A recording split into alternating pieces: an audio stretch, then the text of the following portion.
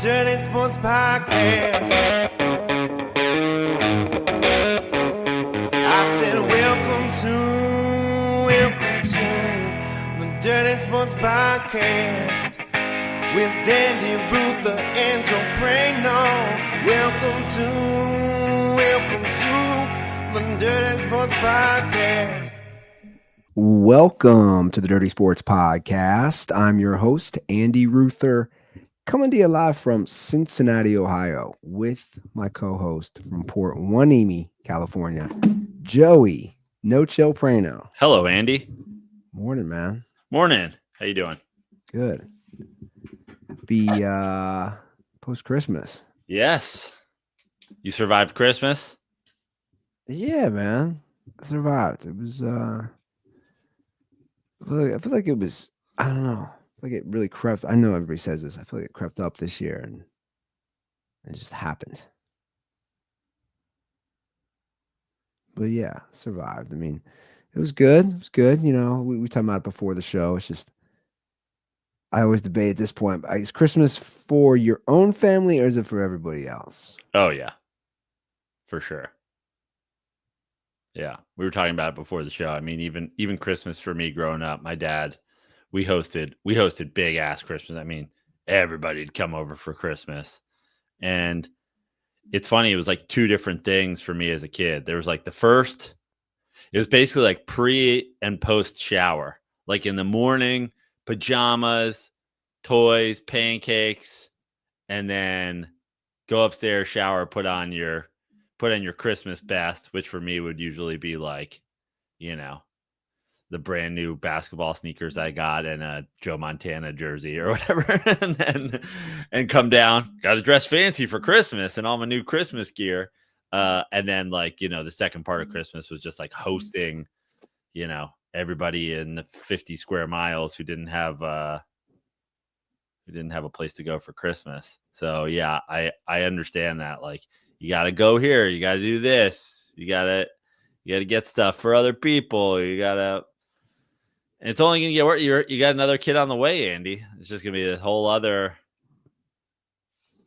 element to it. No, I know. Trust me. I was talking to our friend Guy Fiorita yesterday. Caught up with him for the first time and whatever. He's like, Ruther's got no idea what's coming.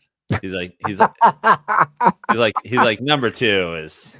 He's like, it's a whole different thing. He's like, you got one kid. You're like, I'm a parent. He's like, you got two kids. That's it. Like, your time is not yours anymore. There is no you anymore. There's only kids. What a ringing endorsement. Yeah. You know what I'm going to do? I called him and I was like, what are you doing? He's like, hiding from my children. I was like, shouldn't they just be like playing with toys right now? It's like the day after Christmas. He's like, all I've been doing is building things and breaking down boxes. Oh, dude, the breaking down boxes is real. I'm gonna reach out to him. That's funny you said. I'm gonna shoot him a text tonight. Yeah, no cars have been in our garage for the last few days because I'm just like, you're just throwing boxes in there. You're like, I'll break them all down later. Oh, dude, they're breaking down boxes. Because on top of that, we're breaking down boxes of all the crap she bought for the baby's room. Yeah. Which don't even like. But I know I said this last episode. When you go from a 390 square foot apartment for most of your adult life, like we had, to this, it's like I'm not a believer in excess stuff or getting new stuff unless you need it. So it's just like, I mean, look who you're talking to. You went from what was mine? A 275 foot square apartment. Like when I come out here to do the podcast, I'm in my shed. I'm like, I could live here. Like I have everything. I have a TV in here. I got my golf clubs in here. I got my surfboard in here, my snowboard in here. I got a couch in here. I got a mini fridge full of Miller Lights in here. I got an Alexa to play music. I got my Miller Lite neon sign. I got my jerseys and my merch and all this stuff. Like, and then I think like, what's in my fucking house? Like, what is in there? I was like, I guess just all of her shit. And like, this is the second time I've lived in the house with a woman, and the guest room just was like where I keep my clothes. It's just like I go into the guest room to like get dressed in the morning. It's like storage. Yeah. Which is always weird. Then you have a guest and you're like, I gotta go wake up your mom. I need underwear. Yeah. I've gotten into a habit of like I gotta pre-pack from my own essentially closet for when people come and visit. Like I'll put a little duffel bag in my shed. It's 5 pairs of underwear, a couple pairs of socks. I mean, exactly. And utilizing space. Right. There's a way to utilize or just accumulating shit. Because we Have a have garage. I don't know what I would do. And I don't even have that much shit in my garage, but I got some shit.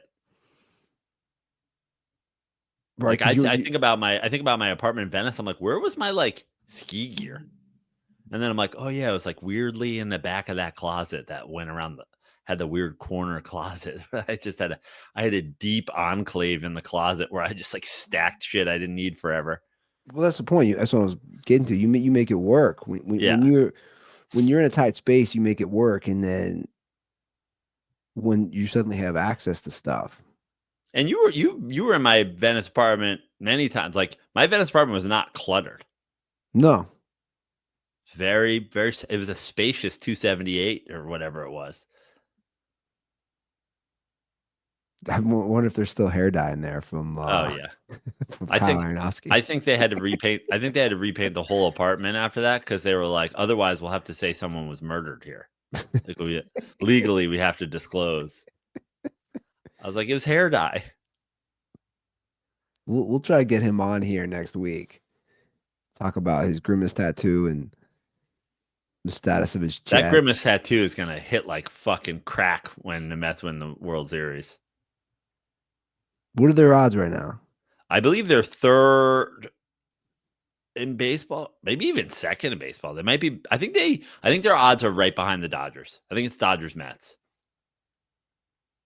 And that's I mean, you know, it's funny because Yankee fans are like, okay, well, you got Soto, you're done. And it's like, dude, we haven't even fucking started yet. I know since George died, you guys are weirdly poor for whatever reason. But I mean, the Mets are second behind the Dodgers now. They're absolutely signing some combination of Alonso, Bregman, you know, a starting pitcher, whether it be, you know, Burns or the Japanese kid or whatever. Like the Mets are a starting pitcher and probably 2 additions in their lineup away from being done. And it's like kind of understood. Meanwhile, the Yankee fans are like, we got Paul Goldschmidt and Clay Bellinger. We got 4 MVPs now. Who's Clay Bellinger? I know Cody Bellinger. Clay Bellinger was his dad, who's slightly less washed than Cody Bellinger. His dad played ball? His dad played for the Yankees. His dad was like a playoff hero for the Yanks. When? 90s, early 2000s. Yeah. How do I not remember that? Yeah. Are we talking like Yankees against Padre World Series type stuff? I mean, Clay Bellinger had like, I forget, you know, I'm not a Yankee fan, but he had a pretty big homer or moment. Maybe against the Braves. I feel like it was against the Braves that he had a big home run. He only played 4 years of pro ball, man. Yeah, I know.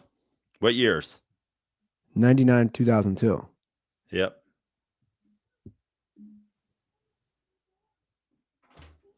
I don't see any home runs in here. I mean, he got 2 rings. Yeah. He had 5 at bats in the playoffs. He had 1 hit. Yeah. In the 9th inning, game 2 of the World Series against the Mets, he was inserted in left field, reached up, arm fully extended, and robbed Todd Zeile of a 2-run home run. I didn't know he had a dad who played pro ball. Yeah. Why did his dad never watch Seinfeld? Yeah. That's the question I have. Why did his dad start letting him smoke weed at 6? Is a better question. Is he a big stoner? I Or he's making a mean, joke. no, he's been called out. He's been called out for being high. Like I think he even like in locker room interviews was like, I just want to say I'm not high every game. I feel like you don't hear that much about ball players being stoned. Yeah. I think that's more of a basketball and football thing. I mean, just like Google like Cody Bellinger stoned and look at some of the pictures that come. Well, I don't even need to do it now. I mean, it lines up. Yeah. You look at the guy. He looks like a stoner bro. Yeah. That lines up. So like, where are we at with the salaries of these teams now? Well, here's a fun fact for you, Andy. And this is why I just like it's great to be a Mets fan right now. I believe the Mets have 50 plus 57, 56 million dollars to add to their payroll before they reach last year's payroll. How about that one for you?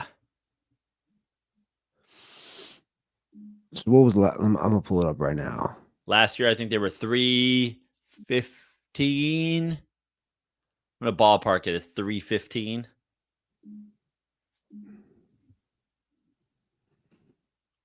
Let's see here. Let's go. Yeah, pretty close. Basically there. 314 7. Got it. That's a pretty good call. Yankees 308, Houston 255, Philly 246, Dodgers 240. Dodgers 240 while giving Ohtani $55 million that is deferred.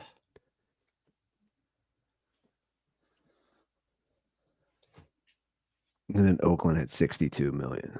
Yeah. Yeah, that's a problem, man. Salary cap, salary floor. It's a real easy solution. You know. It could even be a moving salary cap, salary floor. You know, the lowest spending team has to spend at least 40% of the highest spending team, and the highest spending team can't spend more than 150% of the lowest spending team or whatever. Like, I don't know. Yeah. I don't know how to legally make that work so that it's, so that one team doesn't have to affect the other, but there's something in there. 100%. Yeah. I don't get it. Again, I saw Cam Newton said that I can't take him seriously, his outfits. He said baseball's dying, which I'm like, okay, I don't disagree with that. But then he said, I think he said in about 20 years, the WNBA is. Did you see this? Yeah. Cam Newton, you know what else is dying? The French Revolution, but you're still wearing their fucking hats. I just can't take it seriously.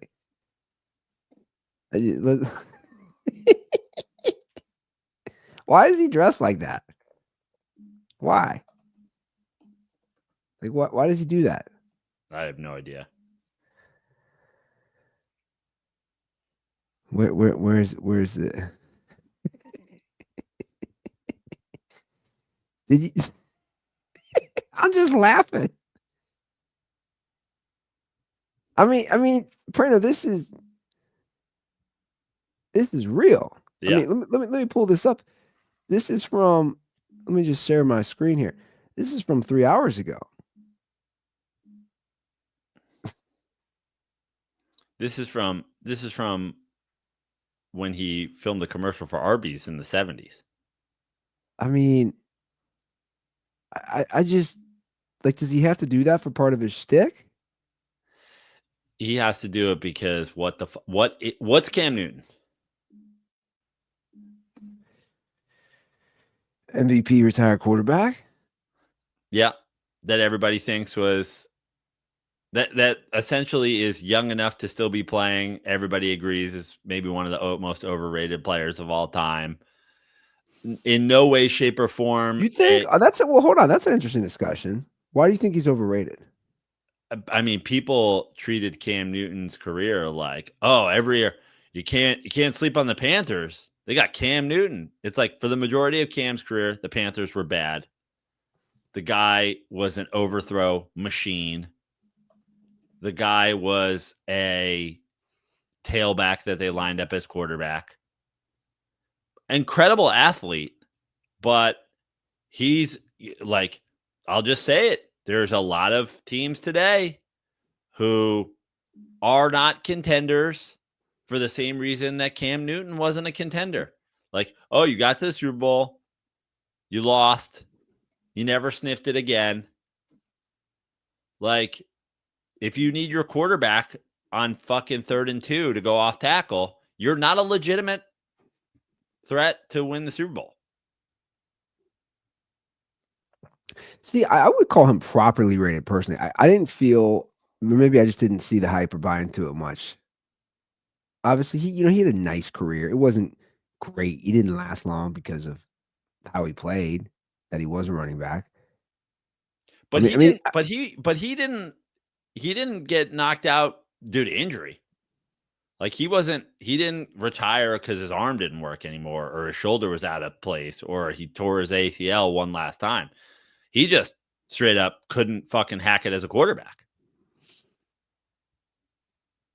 Yeah, I mean, New England really gave him that shot. Yeah.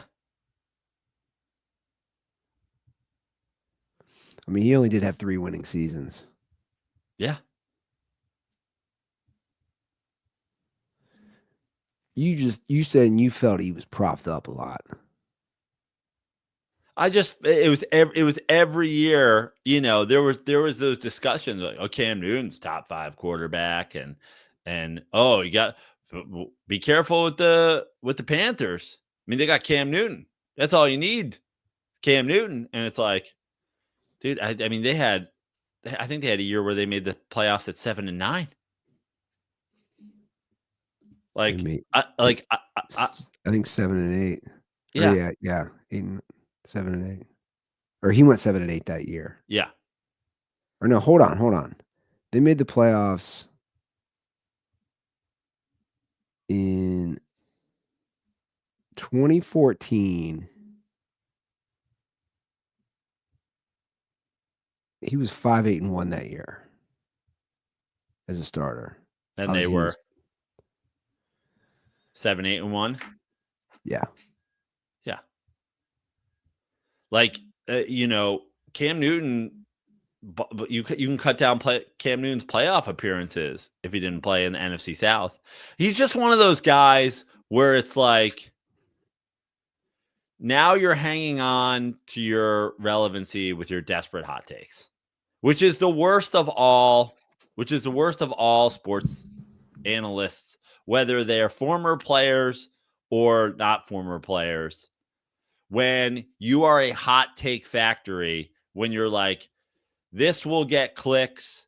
And now he might be delusional enough to believe some of these things, but like, this will get clicks. This is why I'm saying it.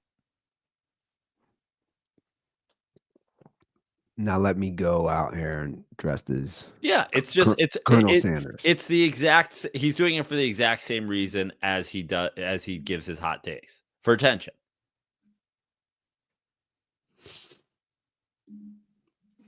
Is there anybody in the history of the world who's more comfortable in a Southern style suit in pink with a tightly tied bow tie and a hat with glasses that have fucking chains on them? Like,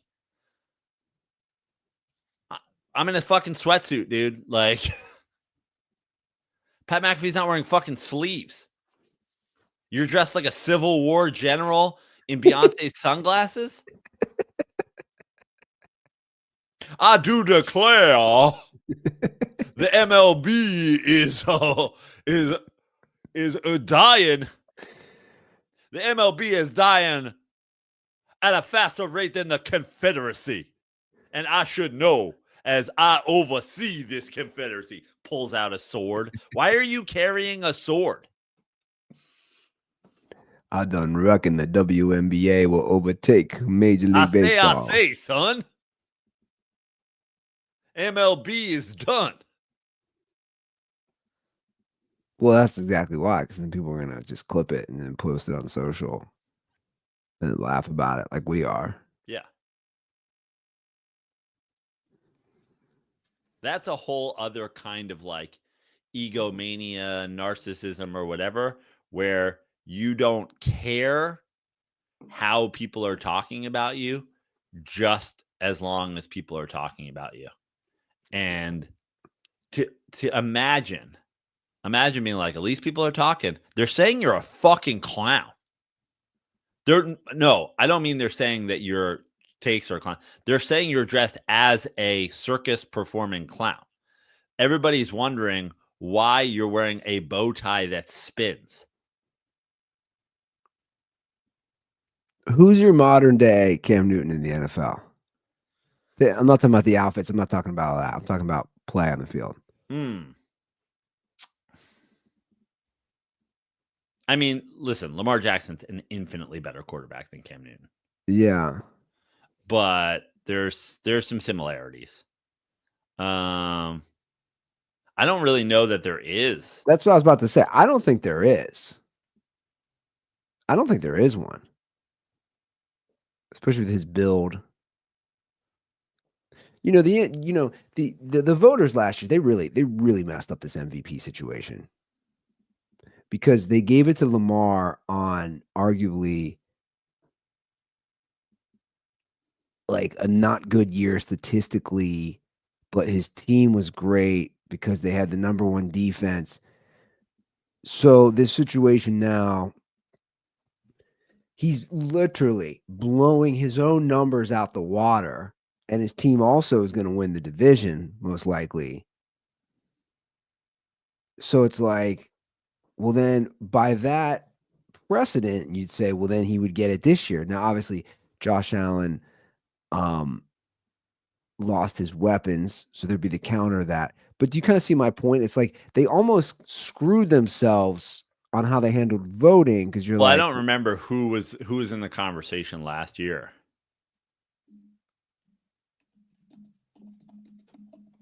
Let's see here. Christian McCaffrey was for sure. Right. Yeah. That could have been an easy. He scored a touchdown in every single game. I mean, Dak Prescott was second.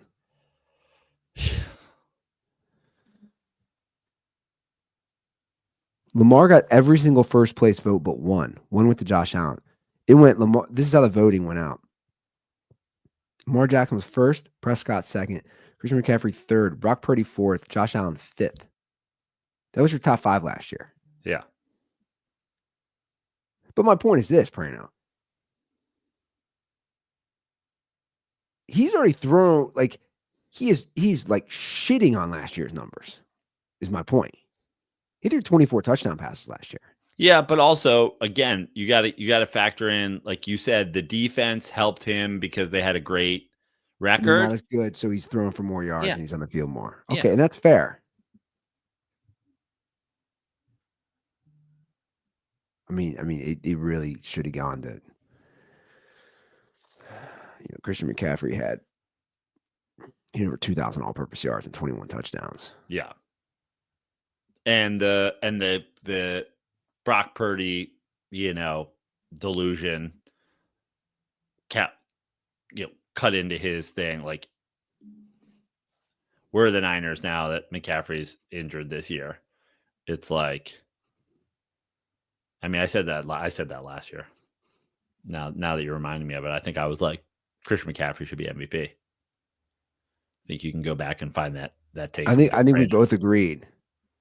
All I'm saying now is I just don't like it, because if somebody argues Lamar this year, like, I would be one who'd say, well, you have a point if his numbers are way better. You're a member of the sports media. You don't actually have a vote. But let's say they called you tomorrow and they were like, we've done some digging in this Dirty Sports. You guys got 1,100 episodes. This is a real thing. Andy Ruther, you have an MVP vote. Who are you voting for? Who am I voting for? Yeah, you can vote for Lamar Jackson if you want. Well, let's say let me just play it out right now. I would say, okay, Josh Allen lost his 2 top receivers. He is putting up great numbers. Lamar's putting up better numbers. The defense is worse, so he's got to. So I do factor that in. Like, look, you have more passing yards, also because you have to because your defense isn't as good. So that matters versus last year. Who is more valuable to their team? That one to me is probably a no-brainer. That's not a diss at Lamar. Lamar's having a great year. Sir, I'm starting to regret giving you this vote. I just asked you to vote. You know. I'm explaining myself. Okay. I think Josh Allen is more valuable to his team. Lamar is extremely valuable, and Lamar fans aren't going to like this. I think you could plug a lot more people into Lamar's situation than you could in Josh Allen's. And that's why the deciding vote, and I think Lamar's had a great year. I said this about Brock Purdy. Everybody's trying to fucking shove their big Brock cock down my throat last year. And what did I say to you? If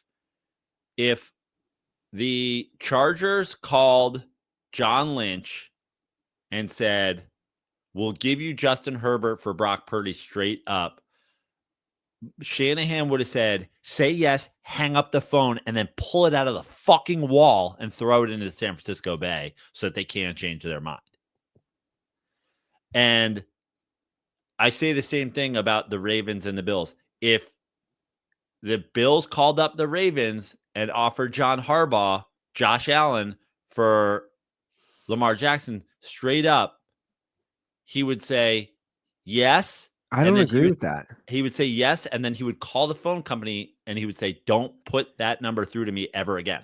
I don't think Harbaugh would do that, though. You don't think so? I don't. And by the way, I'm not dissing. Like I think it's that's why I'm bringing this up. I think it's extremely close, is my point. This is, again, just a regular season award. I think it's extremely close. There are statistics maybe, but you think they're extremely close players?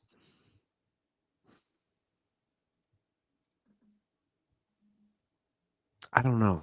I feel like Lamar has won me over more with his play this year. You have a team. You're starting tomorrow. You can draft your quarterbacks in order. Who are you taking? Okay, you have the first overall pick to draft your team tomorrow. Yeah. Going Take Patrick Mahomes. Okay, who are you going to? Either Josh Allen or Joe Burrow. Okay. Who are you going for then?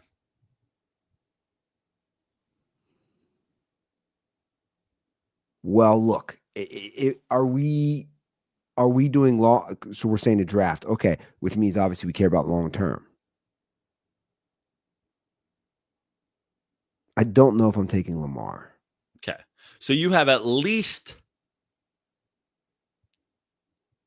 a player, if not 2 players, between him and Josh Allen. Yeah, my only concern, again, you said Joe Burrow and Josh Allen. You didn't say Josh Allen and Lamar Jackson. So you can convince yourself that you think it's close, but you don't actually. And I don't think John Harbaugh does either.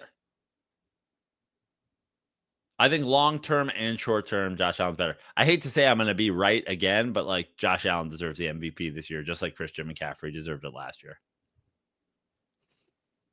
And Lamar Jackson deserved it the year he won it the first time. I still think I do think Josh Allen probably gets it because, unless he craps the bed his last 2 games, because they don't want to give it to a guy a third time. They don't want to give back to back. I think that in a way that does hurt Lamar. They don't just say. But we also agree he's more valuable. Well, let me ask you this then. Do you think the Bills have the same record with Lamar Jackson this year? No.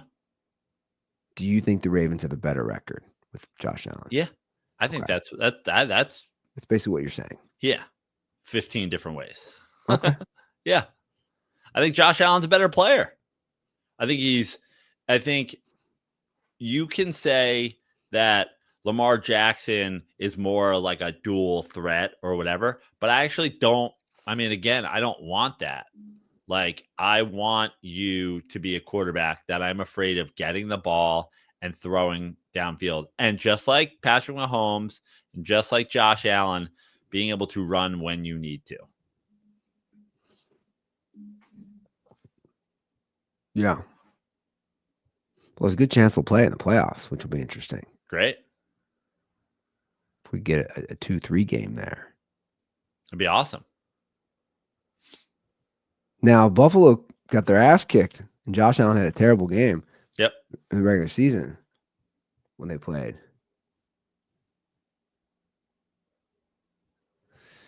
It'll be interesting. And the Bills are the only team to beat the Chiefs? Yeah. Who beat the Chiefs? To beat the Bills, yeah. So, it's all, How circle. How about them Chiefs? The offense starting to click a little here. Uh-oh, NFL. I mean, it's again like the worst. Well, I mean, Cam Newton was 15-1, so it's hard to say it's the worst 15-1 team. But like, again, this is what people have been doing the whole fucking year. I mean, last year they didn't have a fucking home game. They were 11 and they had one. They beat the Dolphins. Yeah. They went 11-6. Now we're talking about a team that's going to have one loss, maybe two if they sit people. Dude, if they sit people, those guys get damn near 4 weeks. Yeah. I don't think Mahomes is playing next game. Why would you play Mahomes? Why would you play Kelsey?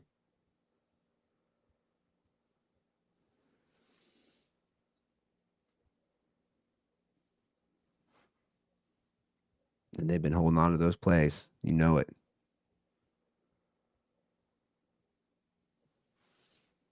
I know. It just happens, man. It just happens. Now let's talk about your Pittsburgh Steelers. Stop. Well, you can't just say I love the entire NFL. No, I do. I love the NFL as a league. You love everywhere. You love any team Tom Brady or Patrick Mahomes has ever played for. You also love your Bengals. I just love good football. You love McVay. Love hardball. Are the Pittsburgh Steelers at this point a threat to like beat anybody of consequence in the playoffs? I don't think they'll win a playoff game the way they're playing right now. Yeah. I mean, turnovers by Russ, a defense that I've said since I saw them live, 3 weeks ago. I'm like, they're sus, man.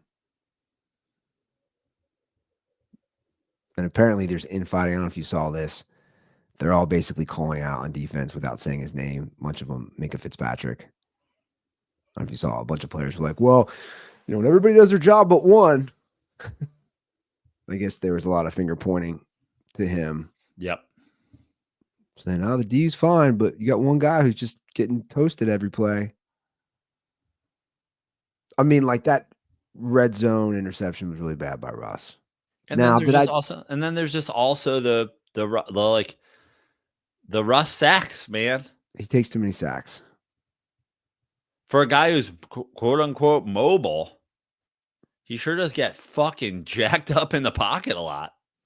Takes way too many sacks. He fucking holds the ball too long. Like you would think at this point they just fucking send him to hypnotherapy or fucking shock therapy or give him get rid of the fucking ball. Like, honestly, I'd put a dog collar on him, and when you get to 1 Mississippi, 2 Mississippi, I'd fucking shock him. I mean, look, Mike Tomlin it was looking good for a minute. But now it's like, dude, if you finish, I don't know how it'll play out next week. They have the Bengals at home. I don't know if they're gonna, it depends on the Pittsburgh. I think they play at the same time, probably. The Cleveland Baltimore game. Because let's say Baltimore gets upset, long shot, don't see it happening.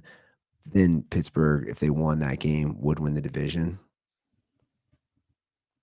But like, my point is, if you finish 10-7 as the Steelers, and then you lose right away in the playoffs, and I support Tomlin, but it's like at some point you got to win a playoff game again. And the Russ thing is Mike Tomlin / Russell Wilson on the Seahawks when he doesn't have a top 5 defense, pointing Spider-Man wild card loss meme. Like, I mean, look, I think, I don't know in some of those situations. I don't know if Fields is in there because Fields took so many sacks too.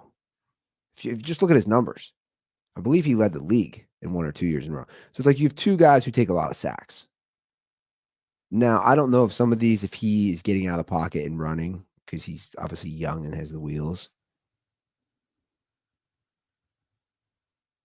I don't know. I see, again, I read things, and I don't know if they're true, but they're coming from Pittsburgh fans. A lot of them say he gets out coached. Like they point to that Kansas City game where they're like, dude, this was a pretty, it's a close game at halftime. And in the second half, it's like you get out coached a lot of times in the second half. And I don't know. Listen, I'm a long standing. I've been a man. I've been here. I got my beach chair set up. I got an umbrella. The cooler's still full because I'm the only person that's fucking drinking out of it. But I live on Mike Tomlin overrated island. I'm Tom Hanks in Castaway. I have made fire. Like I'm alone. I'm talking to a fucking football with a face painted on it because I've been over here. Listen, Mike Tomlin can be a great football coach and grossly overrated at the same time. There is nothing worse in the NFL than making the playoffs and losing in the first round on a road game. Like you didn't get a home playoff game. You have a shitty draft pick. Mediocrity is the death of your future in the NFL. And now the talk is, Russ, 3 years, $100 million, give him a little over 30 a year. You're getting him for a steal compared to what other guys are getting out there right now. Cool. So you're just kicking the can down the road. You're just going to keep, just got your hands in your pockets being like, we're going 10-7.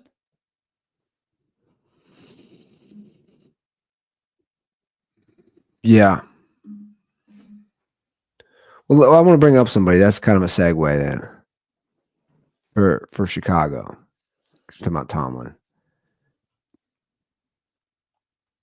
I watched parts of that game last night, sadly.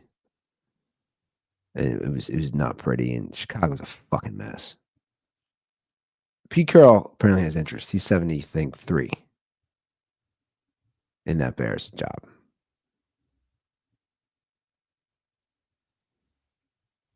Thoughts?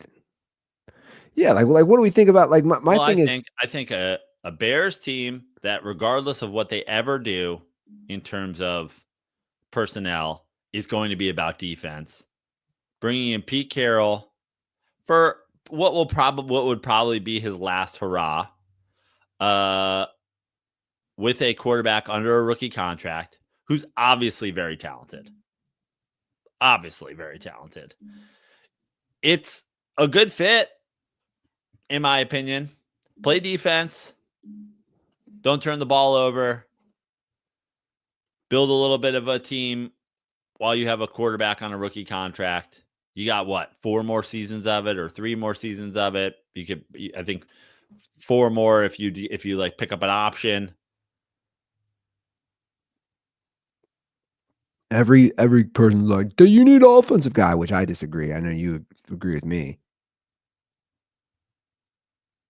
right? You need an offensive guy for what?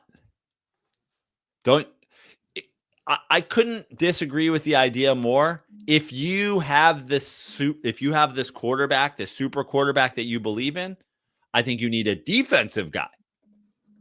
I think you need an offensive guy when you're the Niners to unlock the Brock Purdy type. Look at Patrick Mahomes. Oh, Patrick Mahomes is not going to win a fucking MVP anytime soon. He's just going to win the Super Bowl every year because they don't need him to throw 50 touchdowns anymore. I like it. You want to like get an offensive guru so that Caleb Williams can be the first Bears quarterback to throw for 5,000 yards and you lose a wild card game? Yeah, I like Carroll. I mean, look, age. Look, there's different 73-year-olds. Yeah. Look at the guy. He doesn't even look 73. He's not a old 73. He's not even a 73-year-old. Also, we like talk about this like, oh, in this day and age, Tom Brady's playing until he's 45, but Pete Carroll can't stand on the sideline and chew gum at 73. Yeah, I know. The problem is the Bears are run. They wouldn't give him control. You get a lot of control in Seattle over player personnel. And I think, again, they're an old family. I mean, here we are, another old NFL family. That's not how we do things around here. I mean, add them to the list. That's not how we do things around here. We got a GM. We got but at some point you gotta think it ain't working.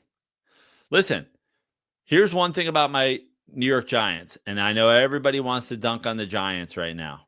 The Giants are finally doing it right. The old mentality of the New York Giants is you never tank. In this league, tanking is unacceptable. You don't tank any given Sunday. We're 2-12. We can beat the Chiefs any given Sunday. Then what happens? Then you won 4 games and you don't get Jaden Daniels?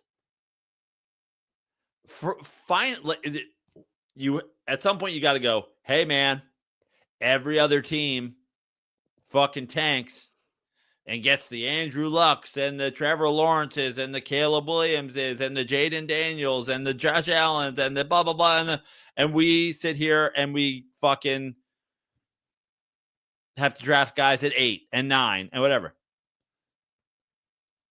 And for what I think the 10th time in 12 years or the 9th time in 11 years, they're going to lose 10. They've lost double-digit games. Just fucking lose them all. And finally, they've grown up. At some point, if you're the Bears, you got to go, we got to fucking change how we're doing this. Yeah, but that's my point. It's easier said than done with some of these old school. They don't. These family run. Look at the Cowboys. Look at the Bengals. Look at these teams that have just had the same. They don't know how to do it, and they'll continue to live in mediocrity.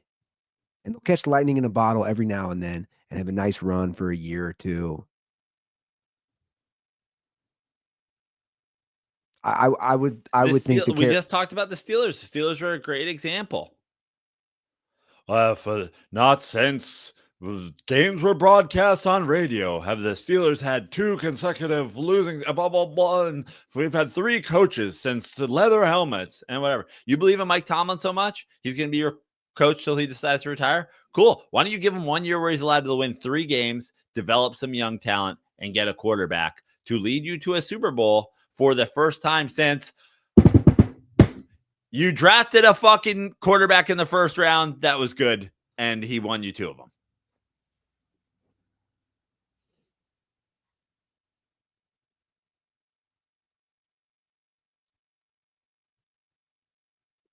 Yeah, I think Pete Carroll would be a great hire for anybody,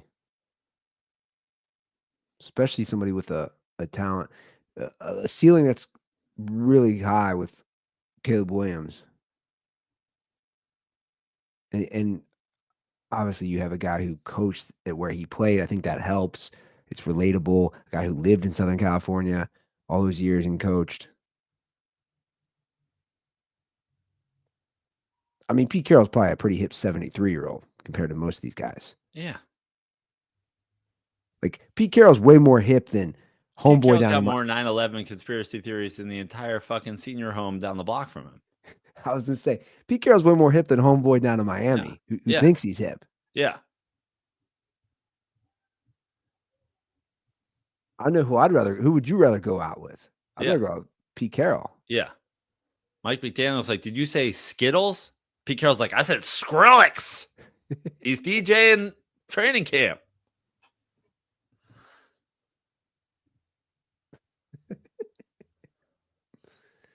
Yeah. Did you say you're gonna have Yogi Bear at training camp? Are you talking about Cam Newton in that fucking hat? I said I'm gonna have a yoga instructor at training camp. I mean, he's having a rough rookie year, but then he made that throw last night where he avoided pressure. But he's really not having a rough rookie year. He's having a rough rookie year wins and losses wise. And he's having a rough rookie year because he has coaches that can't figure out how fucking clocks work the whole season.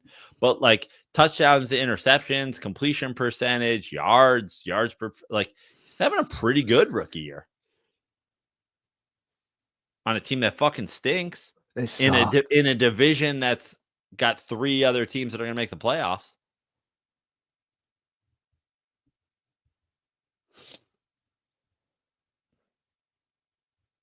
Dude, NFL fans are crazy.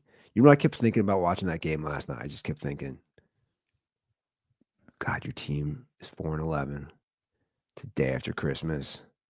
It's Chicago, which means it's windy and cold and rain. And I just kept thinking, I felt cold watching that game. There's no other place I'd rather be less. And then you just see a packed stadium. I didn't even watch that game. It was mostly background noise. Yeah.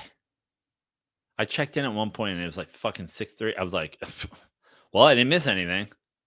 Which leads me. I want to get to. I got to take a quick leak. You can lead it. You can start it off. I want to talk Christmas. I'll talk of Christmas NFL, Christmas NBA, just Christmas in general, Christmas in sports, because I might have a different spin in general, which people are like, okay, Ruther, dork. But anyway, I got to piss real quick. All right, I'll do a little Christmas sports talk. I'll get some plugs in while you're gone. First of all, I've said it at length, and I will say it again. Christmas is for the NBA. I just think I don't really care. I'm a huge NFL fan, and I know everybody out there is NFL is king, NFL is king. Cool. If you're king, then why do you need to do this? Like, if you had put 5 games on Netflix today, it would be far better for the NFL. It'd be far more interesting. The NBA and Christmas are synonymous. And I think that you actually don't do any favors for your own league if you're the NFL to try to compete with that, because I mean, it didn't. The bottom line is like it broke Netflix numbers, but it didn't work. Like the NBA had their highest Christmas ratings in whatever. The games were all fucking spectacular, and I just think you're kind of embarrassing yourself. It's like if you're the NFL, you wouldn't do a off-season tournament in March and call it fucking March Madness.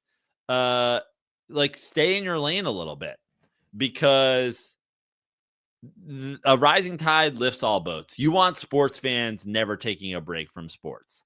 And if you try to compete with Christmas, I actually think it hurts the brand. I was just saying NBA. Christmas is for the NBA. And I said, Andy, that if the NFL had 5 games today on Netflix, they would be better served than having 2 on Christmas Day. So the numbers were nice for the NFL, but Here's my take, and I know people are like, Ruth, are you? And the numbers were fantastic for the NBA. They were nice to the NBA. I mean, obviously, they're not NFL numbers, but no one But is biggest NFL Christmas Day games and blah, blah, blah. All the games were very well played. And I just think, I said a rising tide lifts all boats. Like, having the man in your life, and my girlfriend even said, she's like, God, with the fucking sports, like even on Christmas. And I'm like, so that was going to be my point. And again, that's why I was prefacing it with like hosting a sports show. Can we just have a day, man? Like, so my brother boycotted, which is so funny. I wanted my brother. So I went over to my brother hosted my brothers and their wives and kids that night. So I did like her family in the morning and then my family at night. But anyway, my brother had Christmas movies on. He goes, I'm not putting on any sports. Definitely not putting on NFL. And he was like serious. And I said, okay, like I don't really care. It was obviously a blowout. It was that stupid Ravens Texans game, which obviously was highlighted by Beyonce. That's why it got a lot. I think it peaked at 27 million viewers. But I think that's an interesting point. Now, obviously, the NBA has been doing it for a while. Now, but the NBA is, you talk about background noise. Like the NBA Christmas Day games, the schedule goes the whole day, starts at 9 a.m., goes to 10 at night, my time, or 9 at night, my time. It's the whole day. It's the unofficial start of NBA season, like we always talk about. You don't have to live and die with the games. You can tune in for your game, like I tuned in for Knicks Spurs. I was watching games throughout, but I watched Lakers Warriors throughout the rest of the day while football is on. I'm clicking back and forth, but I just don't think that this is. The NFL's attitude of we will dominate we will conquer.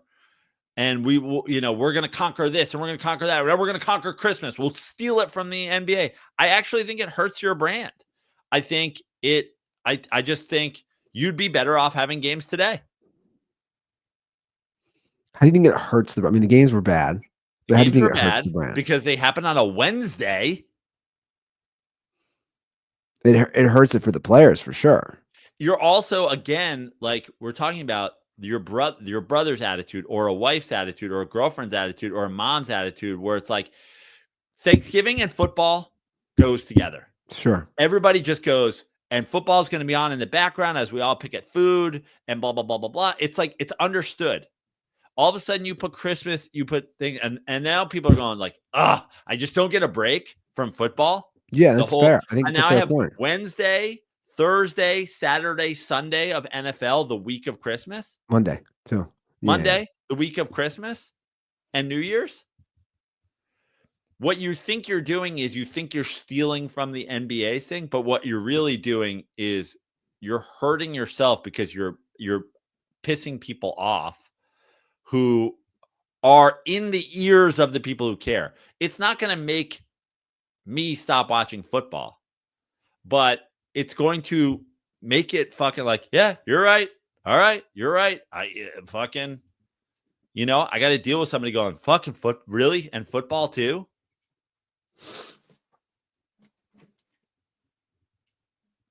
And in my opinion, look, I know this is new for Netflix, but I just think they're trying so hard. They have all these guys there, and then they have, I don't know, to me, even like the pairing of Nate Burleson and Ian Eagle and JJ Watt. I just, they're trying new things, and it's just look, I agree. I think it's like at some point we did have a game last night. We got 3 Saturday games. Now that's me and you. I personally don't think it'll matter because I think people will binge on as much football as they want because people are obsessed. And I think people are just looking for reasons to not talk to their family. I mean, look, people are watching bowl games, dude. Shitty college bowl games.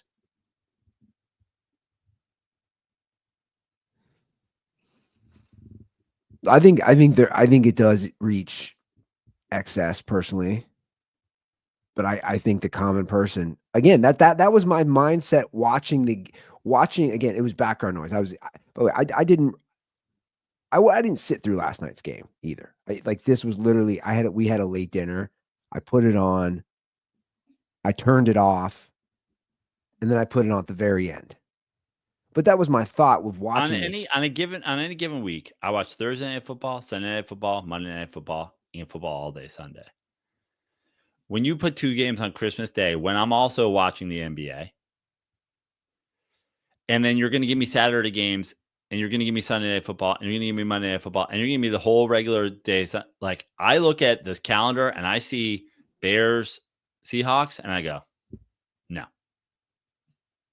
I'm not going to do it to her. I don't need to watch that game. Yeah. But again, fans are nuts, man.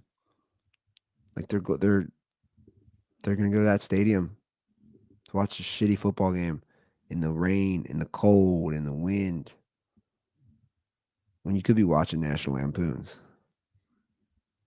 Which, by the way, sidebar. We watched it. We watched it. What? I forget. A few nights ago. And we try to watch it every year. Dude, that movie is just it's like a nonstop one-liner. Yeah. I think you sometimes forget just how funny. And just like, oh shit, they do this, they go there, they do that.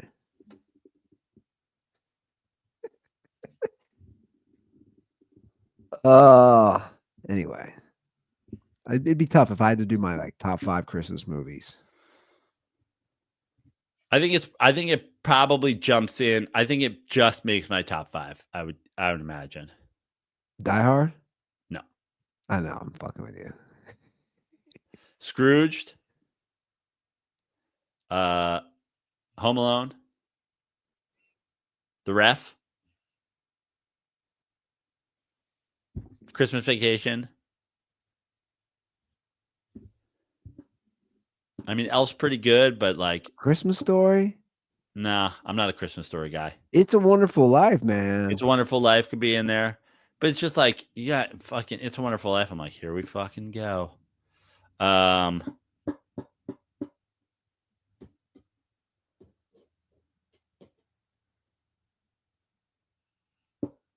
Yeah, I think Christmas Vacation probably is in there. I think it's slotted in at 4, like easy. I don't even think it's a borderline 5. It's in there. Yeah. It's got to be in there. Gremlins. Sure. I have seen people call Gremlins Christmas as well. I know. Movies have genres. Christmas movies it's a genre. Yeah, for sure. Right? For sure. Action movies are a genre. For sure. Horror movies are a genre. What is Gremlins? It's a horror movie. Yeah. Sci-fi. What is Die Hard? Action. Yeah. That debate will go till the end of time. Truly will.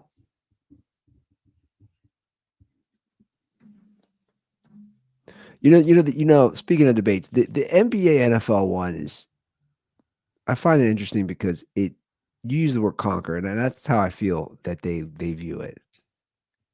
That Roger Goodell and the owners are just like, we're going to take whatever we want. Well, I'll get a plug in that I didn't get in while you were gone. So I've started to produce Jay Moore's podcast, bringing back more stories, which if any of you guys are unaware, in my opinion, when it was rocking and rolling, when it first got off the ground, was one of the great podcasts. One of the few podcasts I listen to regularly. Jay Moore, hilarious comic. He got out of rehab. He's got his shit together. He's been sober over 3 years. And I'm producing more stories for Jay Moore. First episode, of the relaunch, telling the story about him getting sober and all the things that happened, drops this coming Tuesday. The following Tuesday, we've already recorded it. We recorded it yesterday. We did an episode with Jeannie Buss, his wife and owner of the Lakers. And they talked a lot about, her dealing with him and the drug addiction and recovery and all that stuff. And I'm just sitting there and I'm like, hey, before we go, can I ask some fucking NBA questions? I mean, we do have the CEO of the fucking Lakers here. And Jay's like, all right, go for it. And I asked her about two things. I asked her about ratings. And she just said, basically, we're at a time in the NBA that's very similar to when they went from the NBA on NBC to the NBA and TNT. She's like, everything was moving to cable. All these people were watching cable. And so that's when we shifted, to the NBA on TNT. And we got involved in the cable game. And it's been great for us. And now everybody's streaming this, streaming that, streaming whatever. And we're figuring out, what the next move is. And we just have to go with the time, an Amazon deal and all the things that are coming with these new TV deals. Because I said to her, I go, the game's better than it's ever been, in my opinion. The product is incredible, but all anybody wants to talk about is the ratings. And, I said cable ratings aren't broadcast ratings and streaming ratings aren't cable ratings. And I even said, everybody talked about Game of Thrones.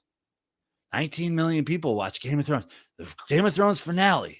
19 million people. 105 million people watched the MASH finale. 105 million people. More people watched the MASH finale than watched the entirety of the Game of Thrones final season if you put it all together.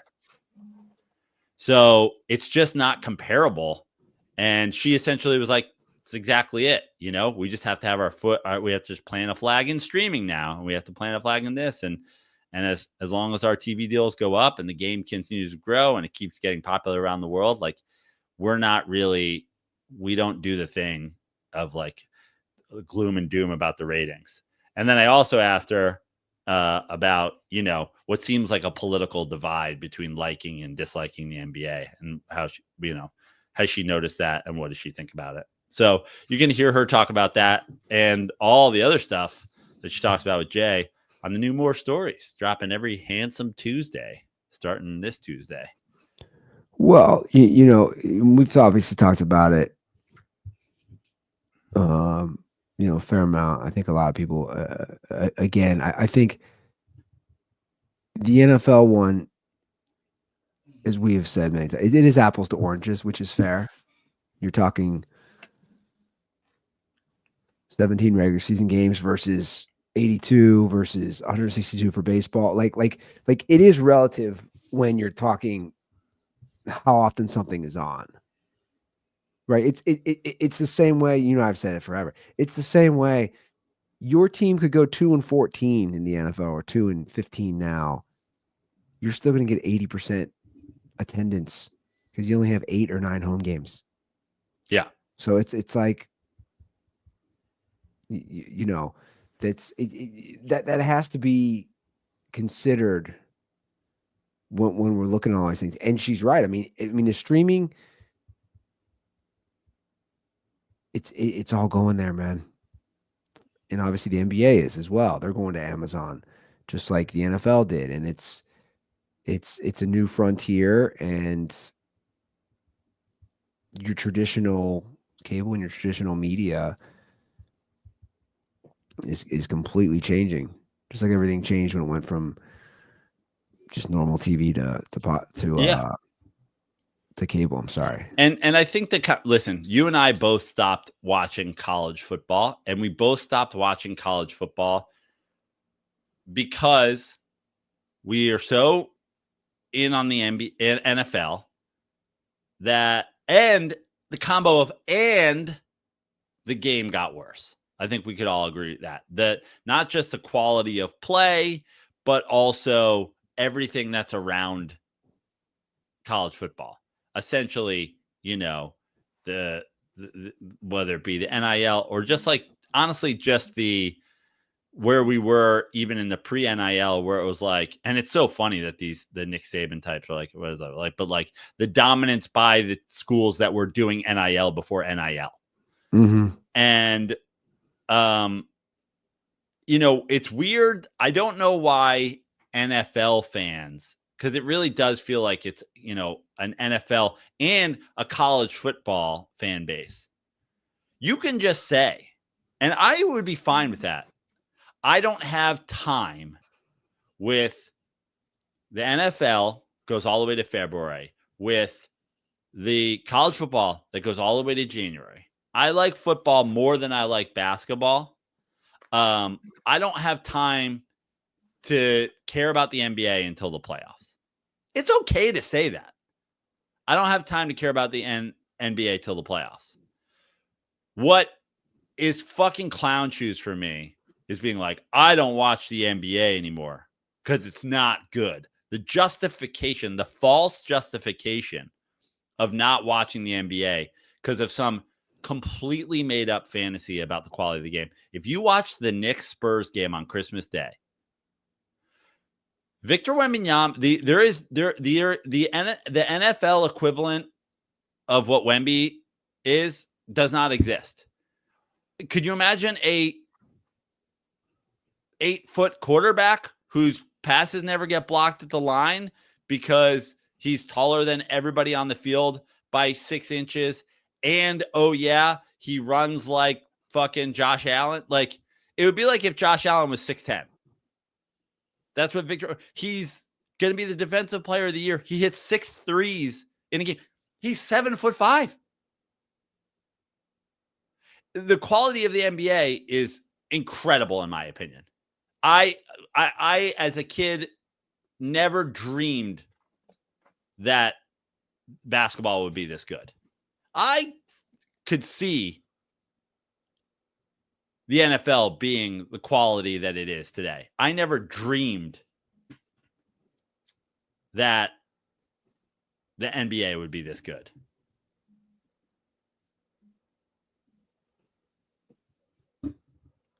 Well, I think you know, a lot of people just don't watch, and it's how I feel about college sports in general.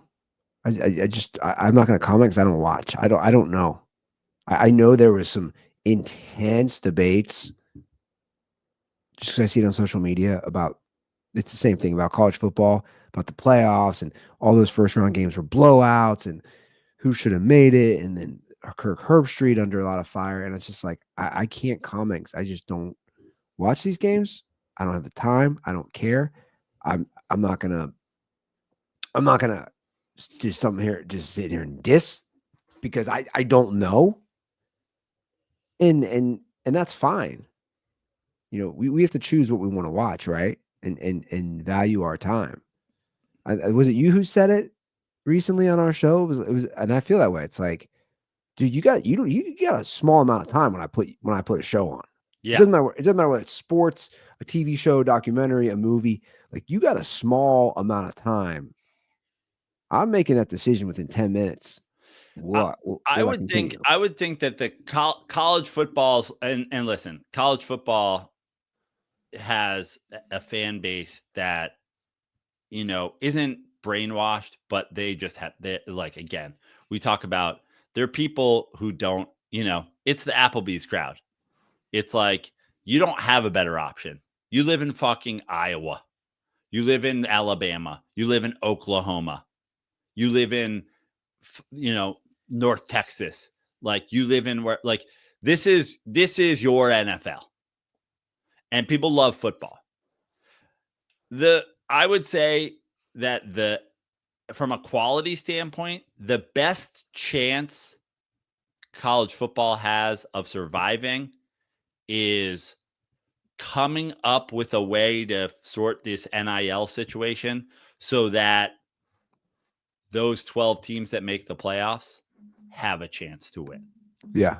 That would be, we went so many years where a 12-team playoff would have been great, invigorated college football in a way that I might not even have stopped watching. And then they took it beyond the fake NIL deals where Alabama and Ohio State and Florida and whoever are the only teams that can fucking win, into the NIL things where now you have whatever, like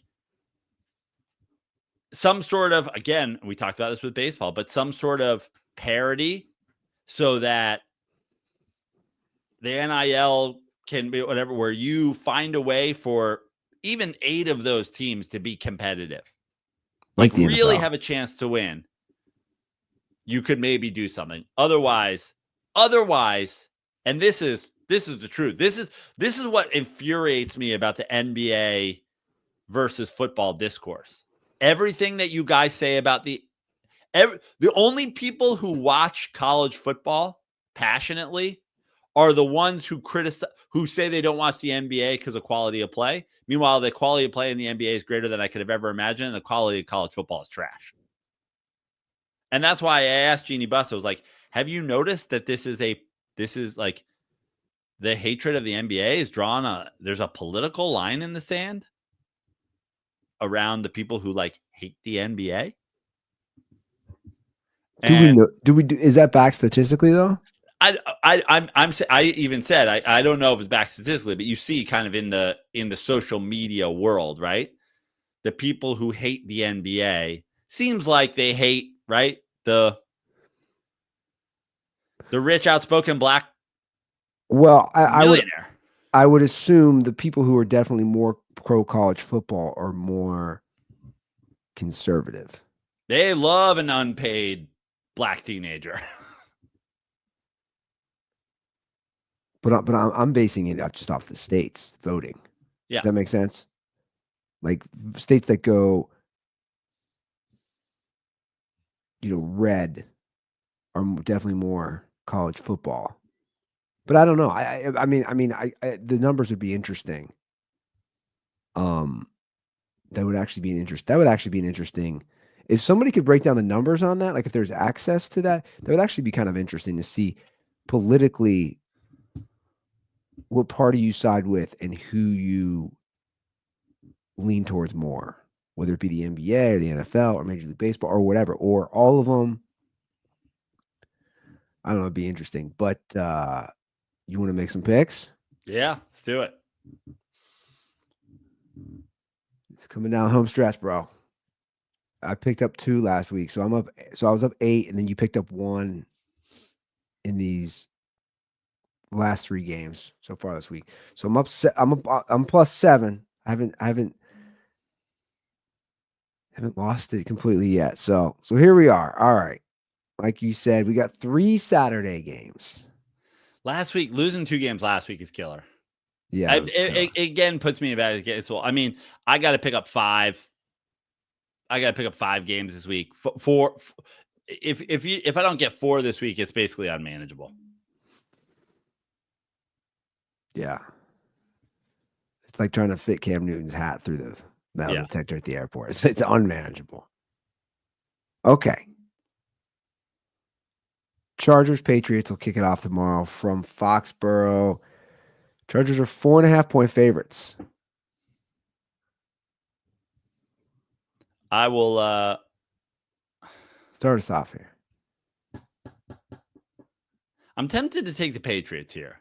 West to East, close game, but I'm not going to. I'm going to take feels high. Feels like it should be 3.5. For that reason, I'm going to take the Chargers. But I texted you the other day because I'm coming down the stretch here on the suicide picks, and that was one I was eyeing, and I was just like, I don't trust them enough going West to East to make it a suicide pick in week 17. Well, I think Mayo seems to be playing for his job already. Yeah, I don't really understand, but yeah, who knows if that's true? If that could just be all Boston fucking fan talk. I'm gonna take the Patriots to cover. Okay, let's go. Let's make things interesting. Chargers, if they win, will clinch a playoff spot officially.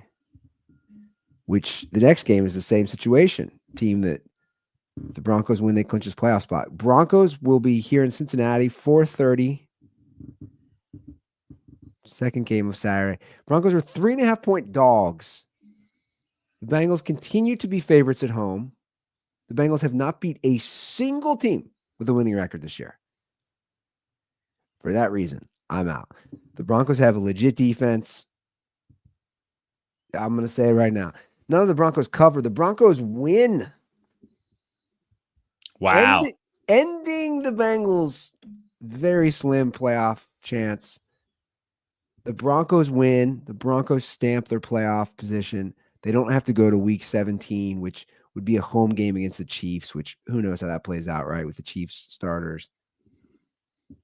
And then, the Bengals probably close it out with a win and they make no changes. And you're stuck with the same old bullshit 8-9, or even if the Bengals win, it's like worst case scenario, you go 9-8. Here's what's interesting. You brought this up, and I didn't think about this until you brought this up last episode. Best case scenario, the Bengals will finish at the same record as they did last year when Burrow missed 6 games. Yeah.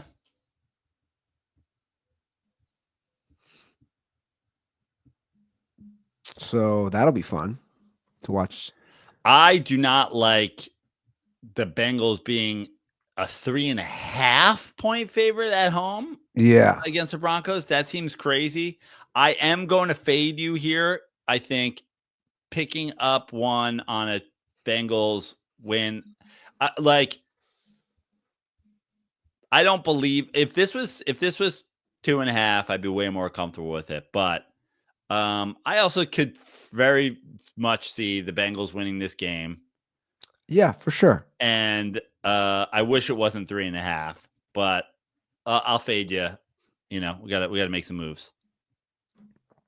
And if they don't make the playoffs, which again, it's very small, you're talking back-to-back years with your franchise guy. That really can't be said. Just the numbers don't lie. Whether they lose right away, they're making the playoffs. Obviously we know what Mahomes does, but the Josh Allens, the Lamar Jacksons, these guys, they make the playoffs, man. If you want to be your team has to be making the playoffs with Joe Burrow. Now, listen, they're in a tough division.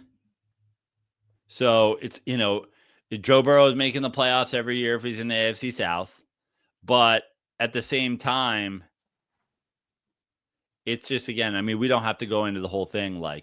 I think this is all about the build, and probably the coach a little bit. But I would say build first and foremost. You don't want to be the AFC North Bengals or AFC North Dolphins. No. Cards Rams. Very high spread here. This one's in LA. The Rams are 6.5. I'm going to take the Cardinals. I am too. It's a big spread. The Rams, I believe. This is my suicide pick, by the way. I like it. This is my suicide pick. As I've said, I'm gonna sweat. We're talking about week 17 suicide pick. You'll sweat it out. I'm gonna sweat it. Yeah, you're gonna sweat it. You'll for sure sweat this game. Division game. But I don't see McVay needing this and losing at home to a Cardinals team that's been eliminated from the playoffs. But it is, they are a little scary. They are a scary little team with a scary little quarterback. Yeah. We got a little her first little car, Isla. They call it the Kyler Murray model. Fun fact. The little Lambo. I told you my Kyler Murray Bryce Young pitch last week, right? What was it again? One of my Fox pitches was maybe I didn't tell you. So last week for the games, one of my pitches was the biggest little game in football. Bryce Young, Kyler Murray, all the Little Football Fans Society coming together to watch the two short quarterbacks. Little Football Fans Society, pronounced elves.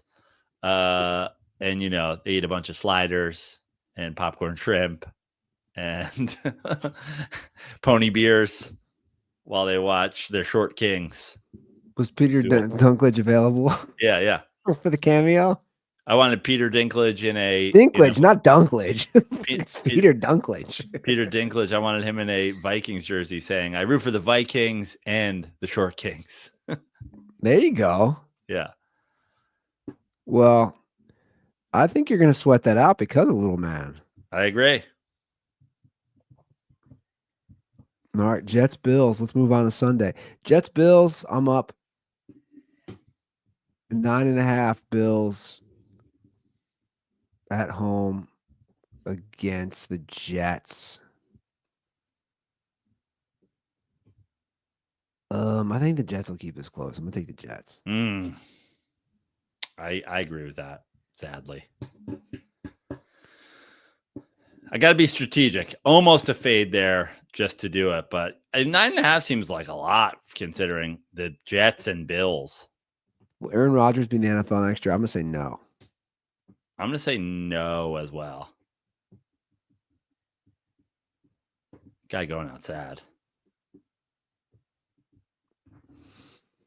Yeah. What a mess. Yeah, I think definitely no. God, I mean, could this be a more Week 17 game? Raiders Saints. I think the weirdest part of Aaron Rodgers not playing next year is that him demanding the 2033 Hall of Fame voters announce their vax status before they cast their vote.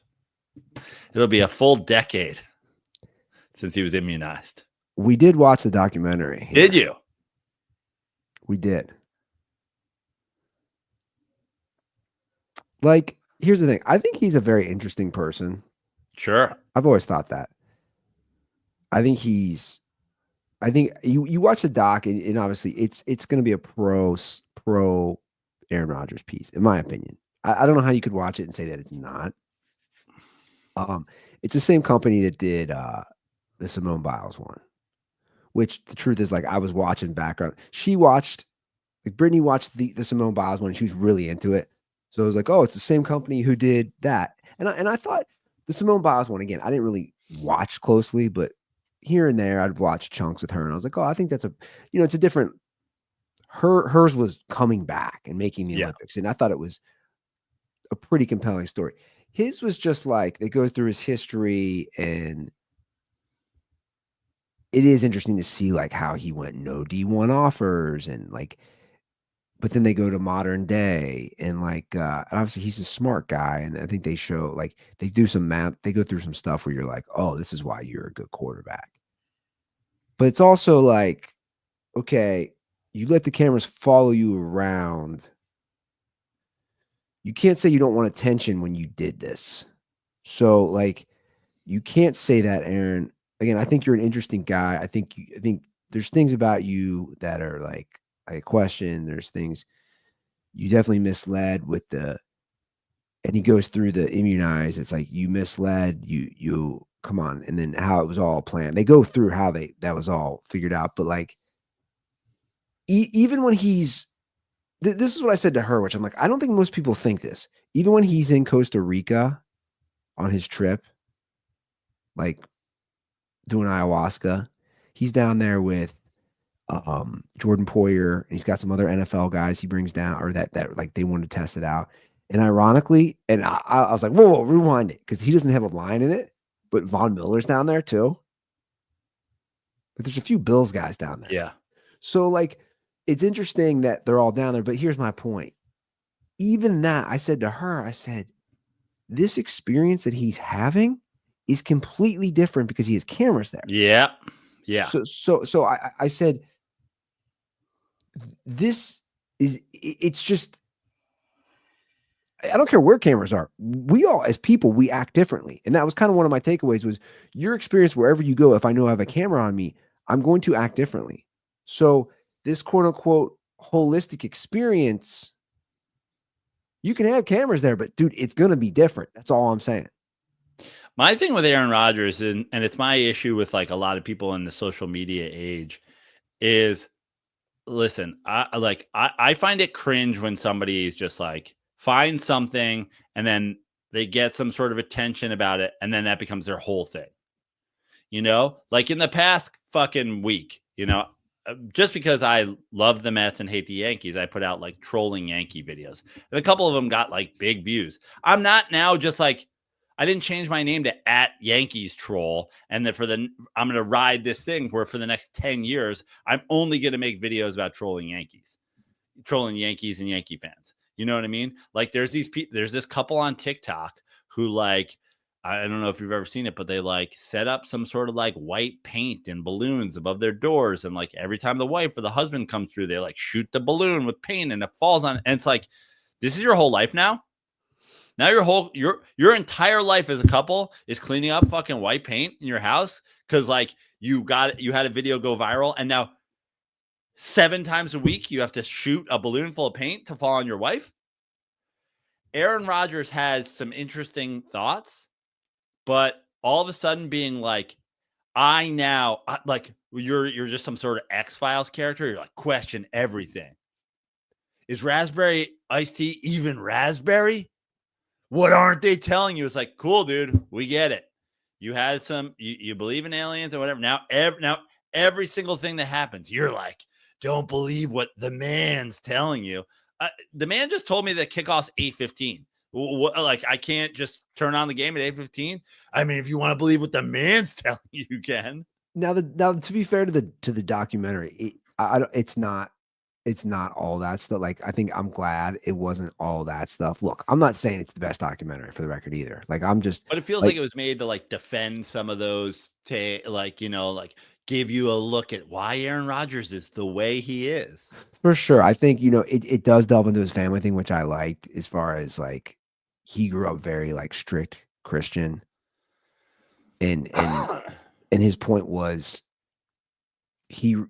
once as he got older, he finally felt the estrangement was like his point of view was like, I don't believe in all that stuff. And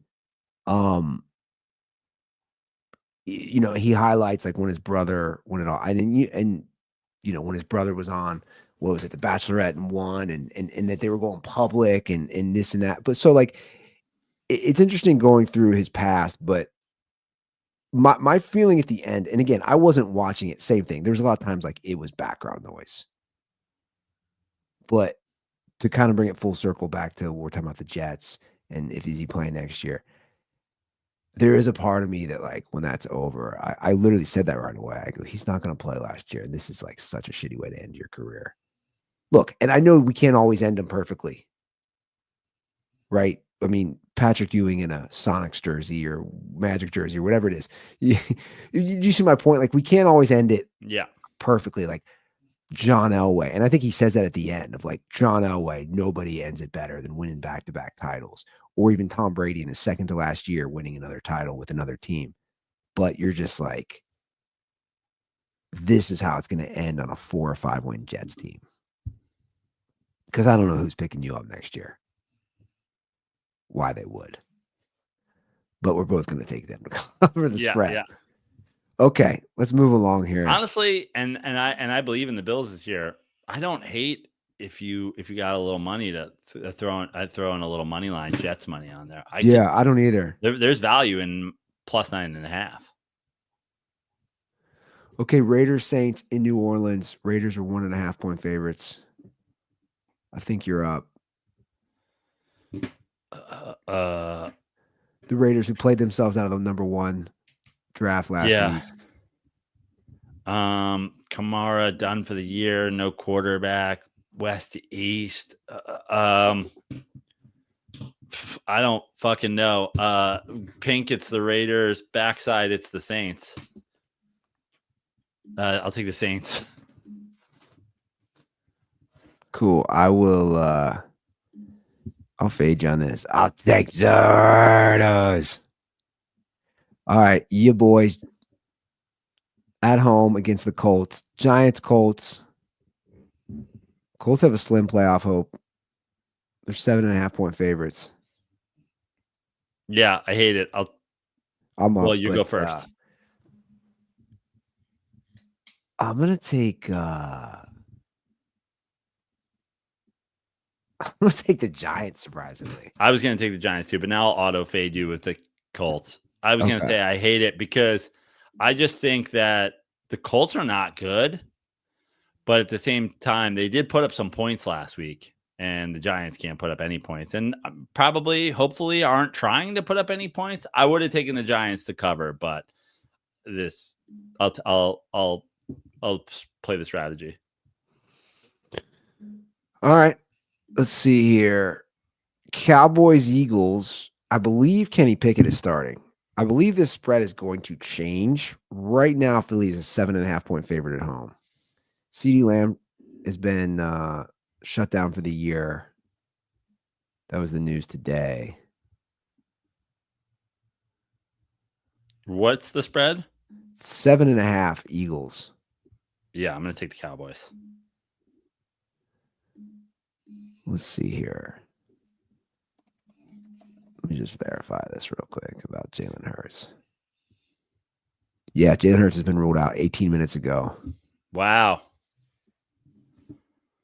So hold on, let me just refresh this. Is this line changed? It hasn't changed yet. I mean, this is literally 19 minutes ago. I don't know how long that takes. Well, let's keep it at 7.5. That's what we have to do. God, I almost want to just keep auto fading you. Look, let me try to fuck back. Go. Take those Eagles. I'm gonna take the Eagles. Let's go. That's a reckless move, but that's okay. All right, Panthers, Bucks. What's really gonna kill you is when fucking Coy Detmer has to play because they take a brick to the back of Kenny Pickett's head to drive him into the end zone on a half-yard touchdown run because Nick Sirianni is incapable of coming up with any sort of creative play because he's too busy feuding with former fucking players. The Eagles are a fucking joke, and I can't wait for them to lose a fucking playoff game. All right, Panthers, Bucks. This one's in Tampa Bay.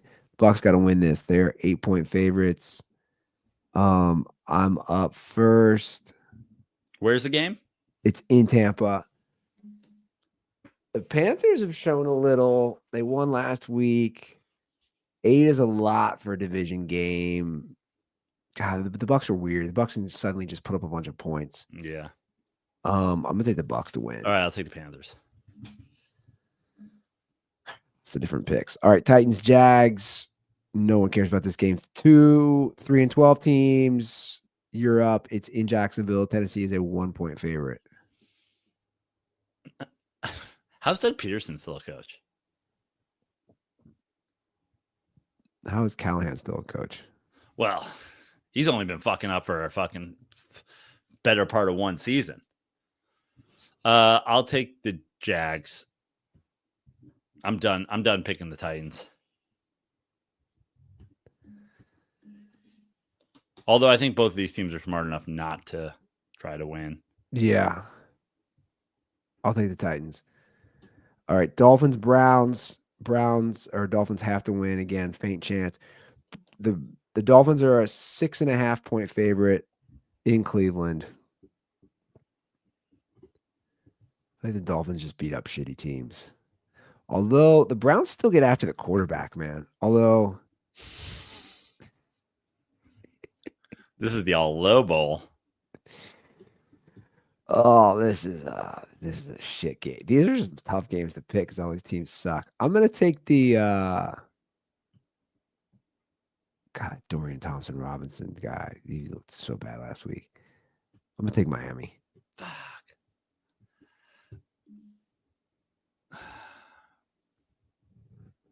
You don't want to give them away.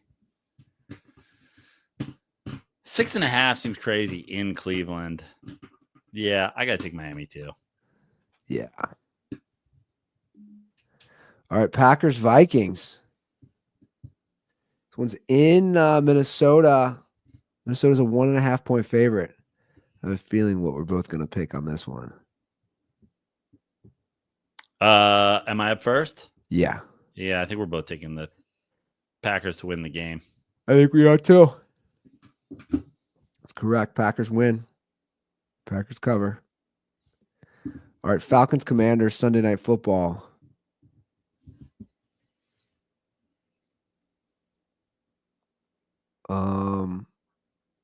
Let's see here.